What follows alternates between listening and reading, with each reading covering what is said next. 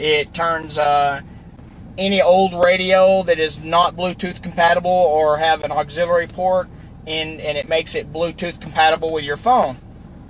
Turn it on and hit play. There it is.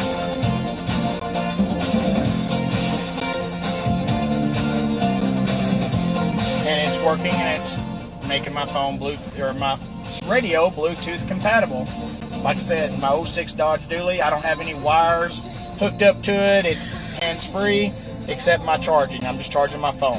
It even turns regular radios, and it makes a Bluetooth to your phone, so you can play your music. I bought this at iPhone.fmtransmitter.com. It really does work. I saw it on Gizmo Guy's page on Facebook.